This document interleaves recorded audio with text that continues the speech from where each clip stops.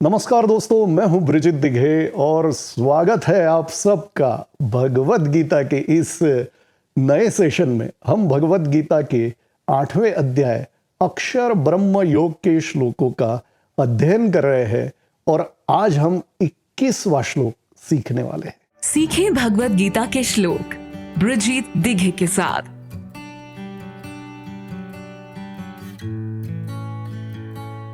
Okay, तो हम शुरू करते हैं 21वें श्लोक की पहली लाइन के शब्दों के परिचय के साथ। संधि विच्छेद कहाँ हो रहा है और कैसे हम पहले भाग की समाप्ति कहाँ हो रही है, दूसरे भाग की शुरुआत कैसे कर रहे हैं, इस पर आप जरूर ध्यान दीजिए। ठीक है। अव्यक्तोक्षर, तो पहला ही शब्द अव्यक्तोक्षर। अब ये जो एक ही शब्द है अव्यक्तोक्षर, ये अव्यक्तः और अक्षरः इन दो शब्दों की संधि से बना है। अव्यक्तोक्षर और इत्युक्तः, यहां पर पहला भाग समाप्त होगा। इति उक्तः, इत्युक्तः, यहां पर विसर्ग ले लेंगे और आधा स जो है वो निकल जाएगा। ठीक है। इत्युक्तः, इति उक्तः, अव्यक्तः अक्षरः इति उक्तः, ये पहले भाग में आ गया पहली लाइन के। और फिर जो दूसरा भाग है वो कैसे होगा? तमाहुः, हु के बाद विसर्ग। हाँ, तमाहुः, तम आहुः, इन दो शब्दों की संधि से बना। तम आहुः, तमाहुः परमं गतिम। तम आहुः, उसे कहा गया है परमाम गतिम, परम गति उसे कहा गया है। तमाहुः परमाम गतिम, तो पहली लाइन का हम 2 बार उच्चारण करते हैं। ठीक है।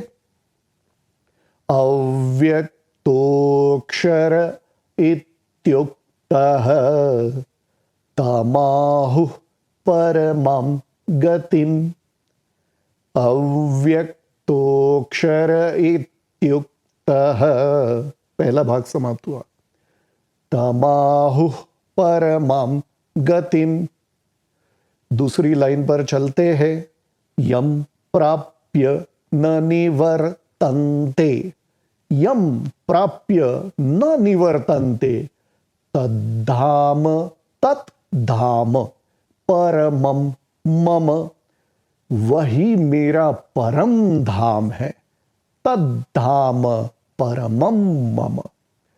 इस दूसरी लाइन का हम 2 बार उच्चारण करते हैं। यम प्राप्य न निवर्तन्ते, तद्धाम परमं मम।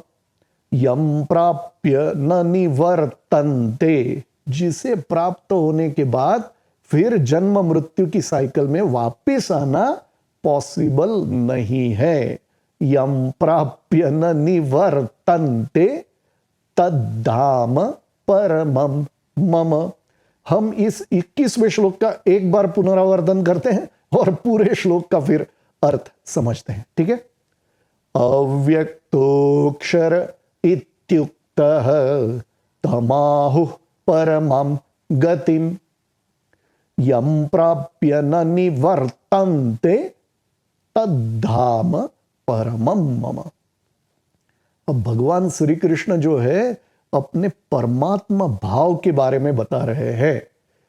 अव्यक्तः अक्षरः इति उक्तः, जो अव्यक्त है, आपको जस्ट याद दिला दूं, रिमाइंड कर लूं कि जीवात्मा तो अव्यक्त है ही, लेकिन जीवात्मा के जन्म मृत्यु ये साइकिल में जीवात्मा फंसा रहता है।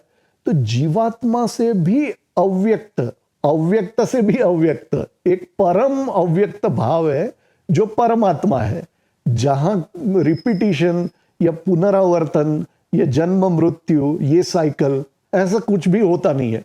उसके बारे में भगवान श्री कृष्ण कह रहे हैं कि उसी को अक्षर, उस अव्यक्त भाव को जो परमात्मा है, उसी को अव्यक्त अक्षर कहा गया है। उस अव्यक्त भाव को अक्षर कहा गया है और उसी को परम गति भी कहा गया है। ठीक है। तम आहुः, परमम गतिम। ठीक है, और दूसरी लाइन में क्या बोल रहे हैं? यम प्राप्य न निवर्तन्ते, जिसे प्राप्त होने के बाद फिर ये जो जन्म मृत्यु की साइकिल है, ये जो माया का जो विस्तार है, जो स्वप्नवत संसार है, इसमें फिर वापस आना पॉसिबल नहीं है। यम प्राप्य न निवर्तन्ते, वही मेरा परम धाम है। तद्धाम परमम मम। तो ये इस 21वें श्लोक का अर्थ है। बड़ा ही सुंदर श्लोक है। हमें समझ के हम कितना समझेंगे, और समझने का भी लिमिटेशन है। हमें तो भाव से, प्यार से, भक्ति से और श्रद्धा से गाना है। ठीक है, तो हम इस श्लोक को 2 बार गाते हैं। अव्यक्तोऽक्षर इत्युक्तः तमाहुः परमं गतिम् यं प्राप्य न निवर्तन्ते तद्धाम परमं मम।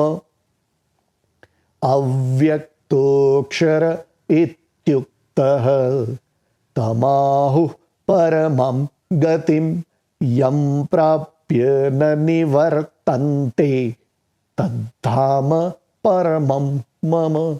तद्धाम परमं मम। तद्धाम परमं मम। तद्धाम परमं मम।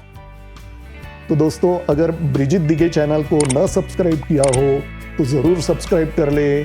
आप मुझे ट्विटर, इंस्टाग्राम और फेसबुक पर भी फॉलो कर सकते हैं। तो मिलते हैं अगले वीडियो में, जिसमें हम इसी 8वें अध्याय का 22वां श्लोक सीखेंगे।